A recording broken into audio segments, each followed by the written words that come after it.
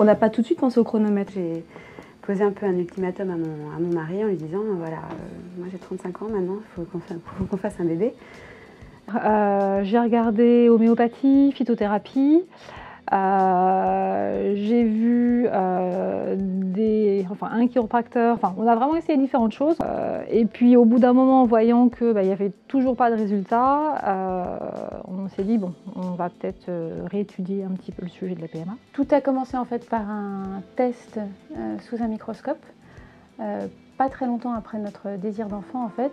Et donc là, ça a été douche froide et des mots barbares. Crypto, je sais pas quoi, zoo, je sais pas quoi, etc. Et avant d'avoir en face de vous un médecin qui vous dit mais ça peut être l'âge. J'ai commencé à l'âge 35 ans, attendez, 37 ans. C'est pas 42 ou 43 ans. Oui, c'est pas... Bref, ça a généré derrière une nuit d'horreur, de recherche sur internet et donc dépression totale à se dire mon Dieu, on n'aura jamais d'enfant. Soit tout va bien, les cycles sont réguliers, il n'y a pas d'antécédents, il n'y a pas de problème particulier. Et en général, on attend entre 6 mois et 1 an. Et au bout d'1 an, on fait un bilan complet. Soit il y a dès l'interrogatoire ou dès l'analyse de la vie des gens des anomalies. Et à ce moment-là, il faut entamer les examens tout de suite. On voit encore beaucoup trop de gens qui sont traités avec des traitements, on va dire, mineurs pendant des mois et des mois sans contrôle. Et on voit des fois des gens arriver au bout de 4 ans sans avoir eu vraiment une exploration complète.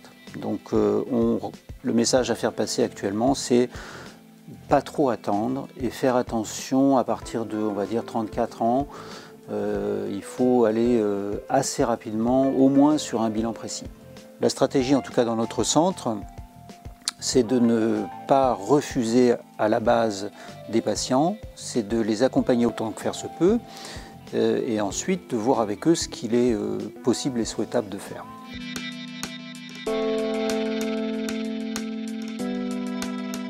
Faire une batterie d'examens, de tests, de prélèvements, pour voir éventuellement détecter ce qui ne fonctionnerait pas, et si quelque chose ne fonctionne pas. Une fertilité ne se conçoit que dans un couple. On regarde la capacité et les performances dans les bilans qu'on peut retenir sur les capacités d'ovulation. Deuxièmement, on regarde en miroir comment les testicules de son partenaire fabriquent les spermatozoïdes, combien il y en a, quel aspect ils ont. L'intérêt de voir les couples en consultation de biologie, c'est d'avoir monsieur et madame. Et c'est un moment privilégié pour parler du sperme et du recueil de sperme parce que c'est souvent quelque chose de difficile pour les maris. Et on peut aborder à ce moment-là les modalités pour soulager cet instant. Alors soit on peut enlever la pression en proposant aux maris de faire une congélation préalable, soit on peut leur proposer aussi, ça nous arrive de faire des recueils avec des préservatifs médicaux en présence de leur conjointe. Donc il y a toujours moyen de contourner cette difficulté. L'important c'est de pouvoir en parler. Encore une fois là, on peut même aller dans des diagnostics pointus, au lieu de regarder les spermatozoïdes de grossissement sans les regarder à 6000 pour avoir une meilleure approche, les tests IMSI. Et le troisième point, c'est de regarder si tout ce qui est d'ordre organique chez la patiente est adéquat. Autrement dit, voir si utérus, trompe ne pose pas un problème qui devrait être peut-être réglé soit par de la chirurgie ou qui est rédhibitoire et nécessite d'emblée le passage à la fécondation in vitro, exemple les trompes obturées qu'on ne peut pas opérer. Sur le plan hormonal, ça passe par une prise de sang. Les laboratoires de ville ont la compétence de pouvoir nous répondre correctement. Ça s'articule, cette prise de sang, avec une échographie généralement qui est faite en tout début de cycle, pendant les règles, comme d'ailleurs la prise de sang, nous donnant comme ça une image très précise des capacités d'ovulation de la patiente. Pour ce qui est du bilan spermiologique, ça passe par un don de sperme au laboratoire. Là, on a une exigence forte parce que ces analyses ne peuvent se faire que dans des laboratoires vraiment spécialisés. On voit les couples en consultation, on fait un petit peu la synthèse avec l'histoire que leur médecin nous confie, qui nous permet d'analyser les résultats des patients, d'avoir un regard complémentaire de celui des cliniciens et de participer à la prise de décision pour apporter la meilleure solution thérapeutique pour chaque couple. Et puis pour ce qui est le dernier point qui est d'ordre mécanique, tubaire, utérin, rien ne remplace et c'est toujours ce qu'on prescrit, l'hystérosalpingographie. Donc la radio des trompes. Ces 3 points diagnostiques suffisent à poser un bilan et avoir une stratégie thérapeutique adaptée.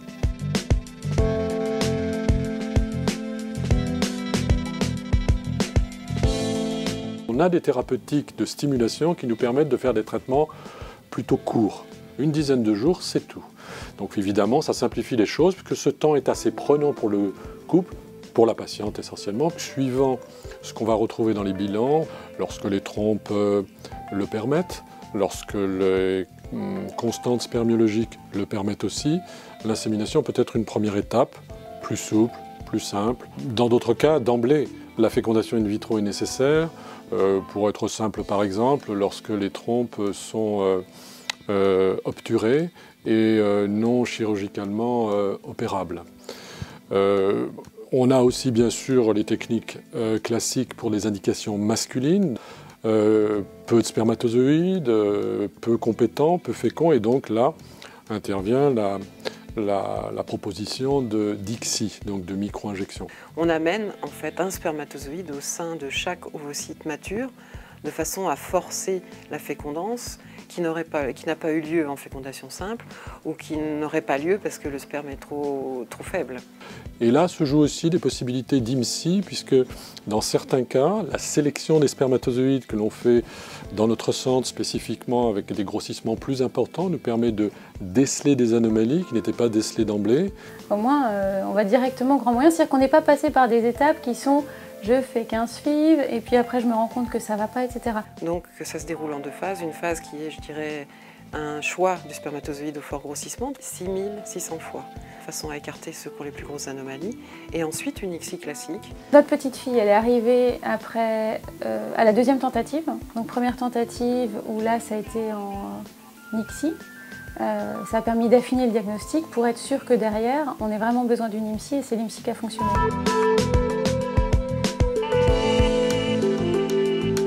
On essaye de faire ce qu'on appelle du blastocyste, c'est-à-dire de cultiver les embryons jusqu'à J5, J6 en partant du principe qu'ils vont être sélectionnés de meilleure qualité et qu'on va les implanter dans l'utérus de façon synchrone avec ce qui est physiologique. La culture prolongée nous permet pour les couples dont on a posé l'indication, lors d'une première tentative de fécondation in vitro, de proposer au couple cette technique nous permettant d'espérer une chance sur 2 qu'elle soit enceinte et donc de finir le parcours et donc de l'alléger. Une chance sur 2, pour situer les choses, c'est 2 fois ce que donne la nature quand tout marche bien et qu'on ne vient jamais nous voir. Autrement dit, quand on fait le bébé sous la couette. Notre rôle, ça va être de mettre en lumière les embryons qui ont le meilleur potentiel et qui vont leur donner les meilleures chances de grossesse, tout en transférant moins d'embryons et en congelant des embryons qui ont vraiment un taux d'implantation significatif. On aimerait bien pouvoir proposer à toutes les patientes la culture prolongée. Malheureusement, on sait qu'on n'aura pas des embryons au stade J5, J6 chez toutes les patientes. Les décisions de culture prolongée vont être faites au cas par cas et en fonction des résultats de la tentative.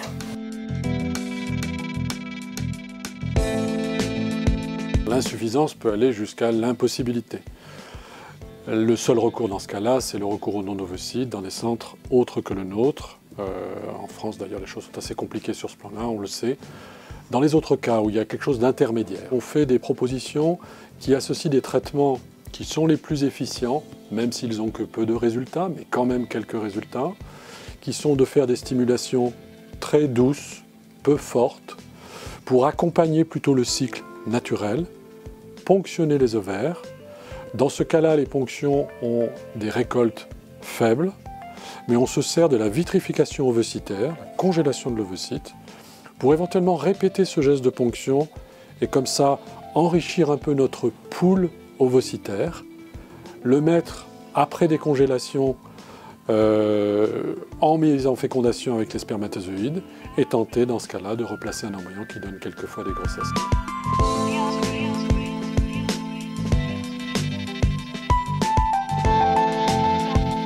Notre labo présente une spécificité pour les patients atteints de virus des hépatites B ou C. Nous avons une autorisation de prise en charge avec des locaux dédiés. On a un laboratoire en risque viral qui nous permet d'accepter de prendre ces patients.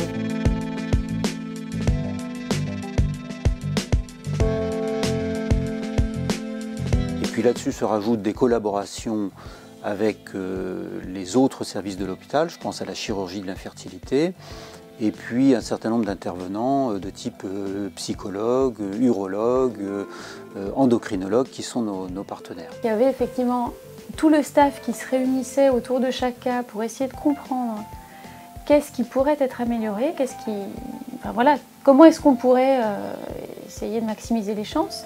Et donc moi j'ai vu le traitement effectivement qui évolue et qui a permis d'y arriver, quoi. Notre stratégie dans le centre s'appuie sur nos compétences biologiques, cliniques et ont un objectif: essayer le plus rapidement possible de proposer une technique donnant évidemment le plus de chances et étant la plus simple pour le vécu du couple. Et cette stratégie, on a pu la mettre en place en s'articulant sur des choix thérapeutiques de stimulation brefs, efficaces, pas plus de 10 jours, fait sous anesthésie locale, simplification pour la patiente, elle sort dans les 2 heures qui suivent, mise en fécondation avec culture prolongée, et en plus, vitrification des blastocystes surnuméraires. Quand on congèle les embryons de J2 ou J3, qu'on les vitrifie, on récupère beaucoup plus d'embryons, mais on n'a pas plus de grossesse en vitrification. Par contre, quand on vitrifie des blastocystes, on augmente à la fois le taux de récupération des embryons et le taux de grossesse. Pourquoi? Parce qu'on a congelé les bons embryons.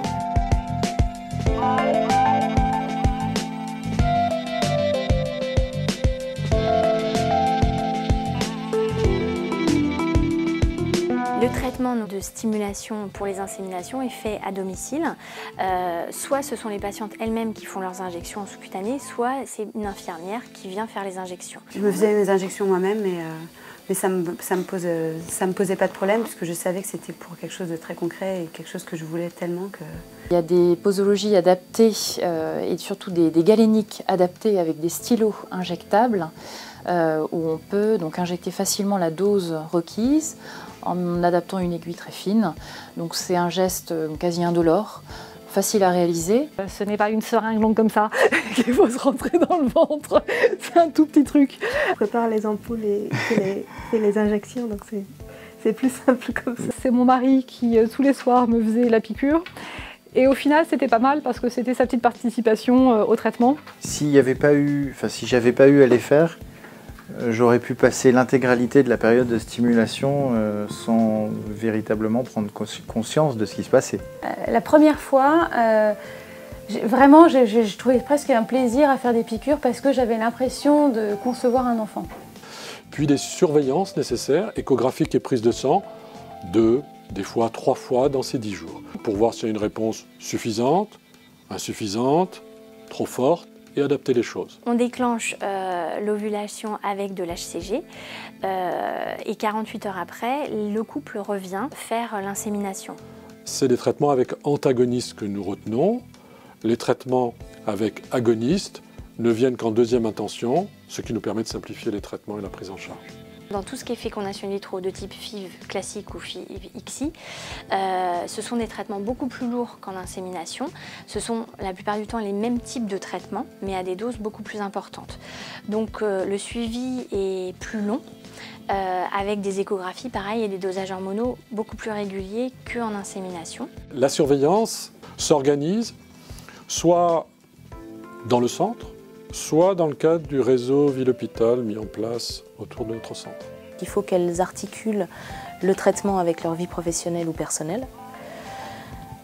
Et c'est aussi pour ça qu'on a mis en place un planning prévisionnel de traitement qui reprend l'ordonnance du médecin avec les traitements qui ont été prescrits. Et ça, la première tentative, je ne savais pas qu'il y avait cette histoire de compte-rendu, voilà, on prend du recul, on analyse. On a un moment important avec toute l'équipe, l'infirmière, pour récolter les résultats en milieu de journée, biologiques, échographiques, et décider de la conduite à tenir. Les choses sont rédigées par écrit, avec toutes les indications, les médicaments à prendre, à quel moment, à quelle dose. Juste après ce moment de décision, il y a un contact direct entre notre équipe, nos infirmières, qui relatent la décision, et la patiente, et échange d'informations, y compris avec le médecin si c'est nécessaire. Cette souplesse avec le médecin et aussi les labos nous permet de continuer notre vie professionnelle à côté. Et l'équipe des Diaconesses a beaucoup pris sur elle. Vous n'êtes pas seul et votre problème, il y a des solutions. Ce n'est pas qu'un problème. Tous les problèmes nous étaient présentés résolus. Il y a une réflexion qui est menée sur le parcours de ces couples qui sont des gens jeunes, qui ne sont a priori pas malades et qui ont une activité professionnelle tout à fait importante. Et donc la réflexion, c'est d'essayer de les perturber le moins possible dans leur parcours. Donc on n'impose pas à nos couples de venir faire les examens dans le centre. Ils peuvent travailler dans le cadre du réseau avec leur médecin de proximité, ils peuvent faire les examens près de chez eux, ils peuvent faire les échographies près de chez eux. On a beaucoup de patientes qui viennent de très loin et bien en dehors de la région parisienne. Donc il y a certaines patientes qui ne peuvent pas venir jusqu'ici tous les matins pour faire une prise de sang, une échographie, ce n'est pas possible. Donc elles le réalisent dans des centres référents, dans notre réseau. La patiente va pouvoir ainsi avoir les échographies en proximité, voire avec son gynécologue, la prise de sang dans un laboratoire lui aussi de proximité et la décision prise par le gynécologue qu'elle connaît, avec qui elle a un parcours commun. Ils les comptent à chaque fois, ils sont mesurés pour vérifier l'évolution et la maturation des follicules. La stimulation va se terminer, suivant les critères de surveillance, par un déclenchement de l'ovulation. Je me souviens, moi j'étais à mon bureau le vendredi, j'ai eu un coup de fil des diacs, l'infirmière qui me dit bon bah écoutez, vous faites les dernières injections ce soir, demain vous passez à la dernière phase du traitement pour déclencher la stimulation et lundi matin, ponction.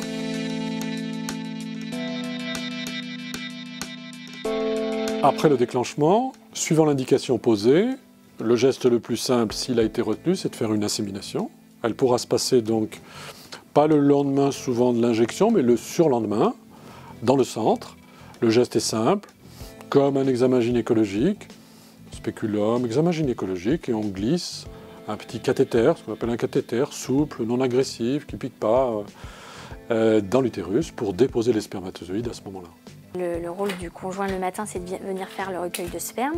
Il doit avoir eu une moyenne d'une abstinence de 3 jours donc en moyenne pour qu'on ait des spermatozoïdes. Quelques minutes après, la patiente peut rentrer chez elle, le geste médical est terminé.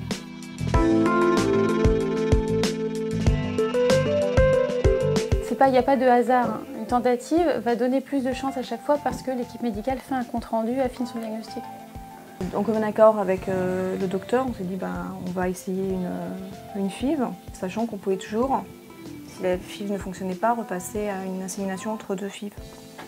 Si c'est la fécondation in vitro ou l'ICSI, les techniques nécessitant une récolte ovocytaire, une ponction de l'ovaire qui a été retenue, toujours après le déclenchement qui s'est passé dans la nuit, le lendemain non, mais le surlendemain matin, bloc opératoire, sous anesthésie, ponction des ovaires pour récolter les ovules et pouvoir les mettre en fécondation avec les spermatozoïdes. On leur demande de venir à l'hôpital à 8 h.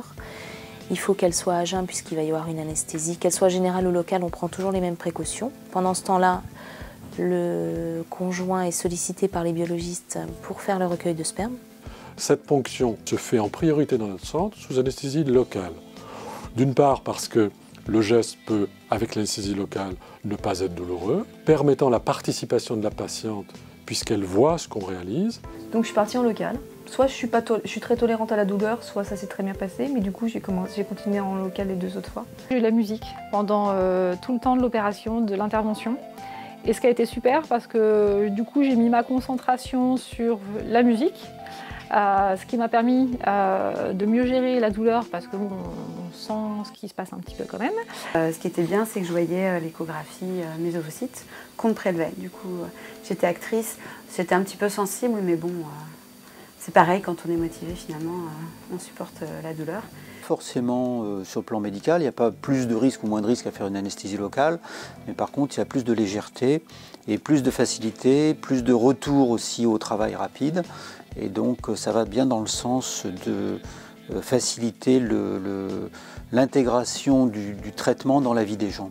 Et ce matin, effectivement, je suis passée au bloc pour une ponction. Non, globalement, aujourd'hui, ça va bien. Une ponction, on peut être fatigué après, on peut avoir mal au ventre. Aujourd'hui, j'ai la chance d'être bien. Ouais. Il y a 3 rendez-vous obligatoires. Le rendez-vous d'anesthésie puisque madame va aller au bloc. Le rendez-vous avec les biologistes pour que le couple puisse avoir les explications sur la technique biologique. et l'entretien infirmier. Le nombre d'ovocytes récoltés va beaucoup dépendre de la sensibilité des ovaires de la patiente au traitement. Donc globalement, la fourchette, c'est entre 3, 4 et 15, voire plus. On a prélevé 14 ovocytes. Donc là, on se dit, 14, c'est super. Elle me dit, bon, bah, il n'y en avait que 6 d'exploitables. Donc on se dit, ok. Elle dit, sur les 6, il n'y en a que 3 compris. Donc sur les 3 embryons fécondés, il n'y en avait que 2 qui avaient continué d'évoluer. Donc on me retransférait 2 embryons. 12 à l'échographie. On fait la ponction, on récupère 10 ovocytes. Sur les 10 ovocytes, ils ne sont pas tous bons, pas tous matures. 8 vont être utilisés ou injectés. Ça ne marche pas à 100% la fécondation. Donc on va au mieux obtenir 6 embryons. Je garde ces embryons en culture, je vous l'ai dit, 50% vont s'arrêter.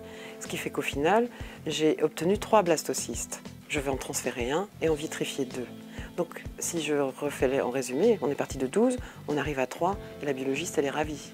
On repart sur une ponction par contre là de 10 ovocytes. Résultat final, toujours pareil, 2 embryons viables, dont un qui était un petit peu moins viable que le premier.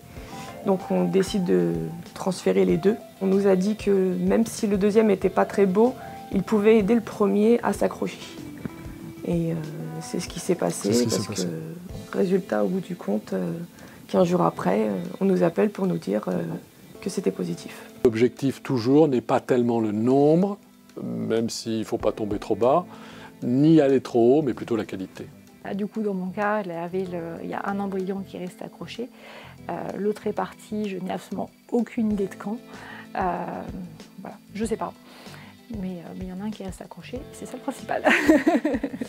Les suites de la ponction sont plutôt simples. Dans la journée, la patiente, avec son conjoint, sont de retour à la maison.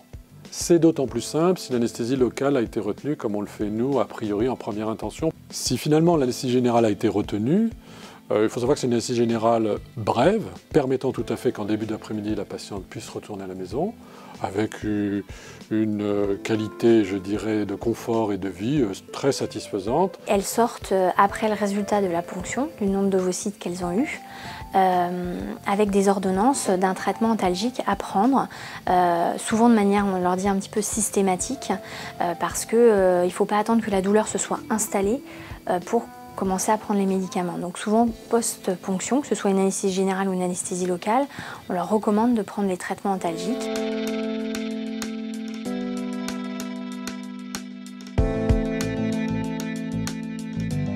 Pour le transfert d'embryon, les patientes sont contactées par les biologistes. En fonction de chaque cas, il y a une décision d'un transfert, soit au 2e ou 3e jour, suite à la ponction, soit au 5e ou 6e jour. Le transfert est un geste simple clinique. Aucune hospitalisation, geste clinique, comme chez le gynécologue, spéculum et positionnement, replacement de l'embryon grâce à un cathéter souple, indolore, qui ne pique pas, dans l'utérus.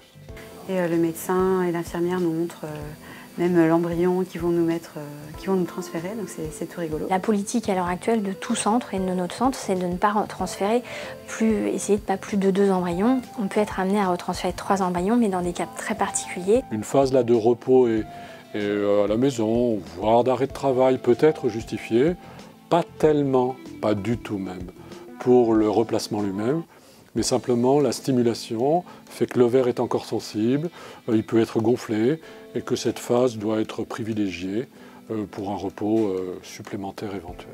Ce qu'il faut comprendre, c'est qu'après le transfert, sur le plan des gestes médicaux, on a une douzaine de jours, il ne va rien se passer. Ce moment-là est un moment par contre extrêmement important puisque c'est le moment où il va y avoir ou pas implantation du blastocyste ou de l'embryon qui a été replacé. Le plus difficile dans la FIV, c'est les 15 jours d'attente. Après l'implantation. Psychologiquement, très difficile, et encore plus difficile pour une femme. Oui, pour moi, c'est rien du tout. Vous êtes à l'écoute du moindre petit signal de votre corps. Donc nous, on a une approche là avec une grande ouverture et aller-retour si questions se posent, car il y a des questions éventuellement. La stimulation a pu faire que l'ovaire était volumineux, sensible. Certaines patientes viennent nous revoir pour voir sur ce plan-là comment les choses évoluent et les maîtriser, mais aussi des tas de questions autres sur lesquelles là aussi nous sommes prêts à répondre. Au bout d'une douzaine de jours, 15 jours maximum et 12 jours, un test de grossesse dans le sang va nous dire tout de suite, là, si quelque chose démarre, c'est-à-dire la grossesse que l'on souhaite. Plus vous vous approchez de la date fatidique, et pire c'est. Le pire pour eux, c'est vraiment l'attente entre le transfert, où potentiellement la dame se sent enceinte, et cette attente jusqu'à la prise de sang.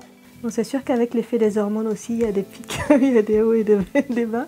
Mais bon, de façon générale, on essaie quand même de rester calme. De toute façon, c'est ce qu'il y a de mieux pour que ça marche. Je pense que c'est le moment le plus difficile pour le couple, parce que là, on est vraiment totalement séparés. Une fois que la sentence est tombée, que le test est négatif, parce que ça arrive, ils sont dans un désarroi.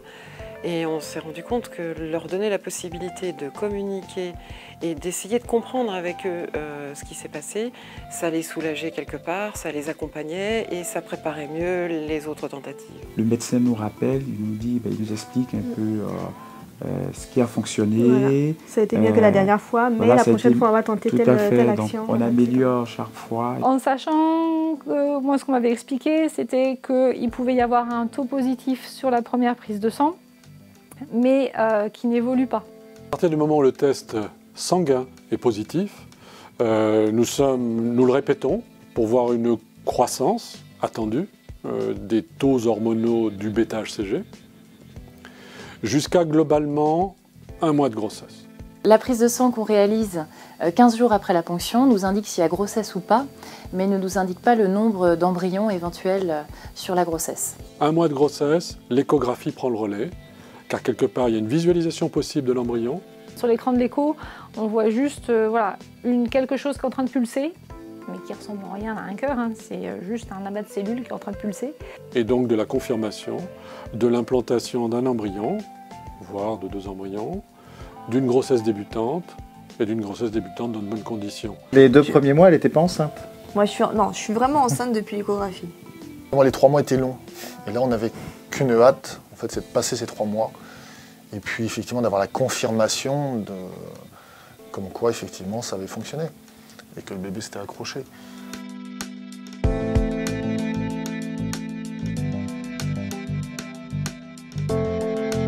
L'effet secondaire majeur que l'on dépiste, que l'on traite éventuellement, c'est l'hyperstimulation. L'hyperstimulation peut aller jusqu'à, cliniquement, être très inconfortable, voire douloureuse, biologiquement, posant des problèmes nécessitant quelquefois des hospitalisations. Donc la première chose, c'est de s'en prémunir. Et s'en prémunir, c'est par les choix des traitements plus simples, plus courts, avec une surveillance bien adaptée.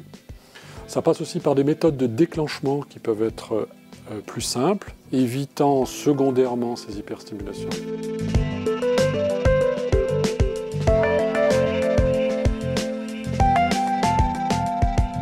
L'échographie, ça rassure, vous voyez qu'il y a quelque chose, qu'en plus de ça on vous annonce qu'il y en a 2, et là ça devient concret. 2. L'idéal, c'est de transférer un seul embryon au 5e jour pour avoir des résultats qui sont équivalents à ceux d'un transfert de 2 embryons précoces et par contre une absence, sauf exception, de grossesse multiple. Une grossesse multiple est a priori une grossesse à risque. Risque de quoi? D'accouchement prématuré. Deuxièmement, et il faut aller jusqu'au bout, un accouchement avec une naissance vraiment prématurée pose la question de la morbidité, ça veut dire de la survie des enfants nés. Donc, la stratégie est de s'en prémunir le plus possible. La visée, c'est une grossesse obtenue simple. Et une grossesse simple, c'est plutôt un seul bébé. Il y a quelques fois, blastocyste par exemple, où un embryon remis fait une grossesse gémellaire. L'embryon blastocyste a une capacité rare, presque exceptionnelle, mais de se dédoubler. Donc on voit que les choses sont déjà pas si simples. Mais déjà d'en remettre qu'un, blastocyste, c'est logique. Si on se retrouve dans un replacement embryonnaire qui peut-être n'a pas été en blastocyste, qui a été un peu plus tôt, au 2e ou 3e jour, les gains en termes de grossesse, si on met 2 embryons par rapport à un seul, existent, mais ils sont à la marge en termes de grossesse. Par contre, on se met à prendre un risque d'en mettre 2, et de faire une grossesse gémellaire. Le peu qu'on puisse gagner en termes de grossesse, si on replaçait éventuellement plus que 2 embryons, peut se discuter dans certains cas. Parce que ce gain peut être un choix que nous faisons ensemble, nous, équipe médicale, et le couple.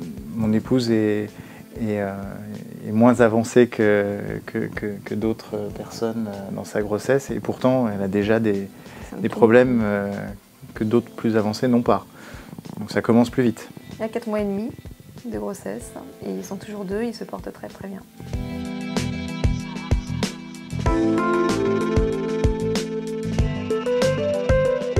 Il existe une réunion d'information qui est animée par un médecin, moi-même, un biologiste et la psychologue, et qui permet d'expliquer les différentes phases de traitement et comment ça s'articule dans le centre, qui sont les interlocuteurs que les couples vont pouvoir rencontrer et comment ça, en fait, le traitement va se passer. Pourquoi aller voir un psychologue en cours d'aide médicale à la procréation?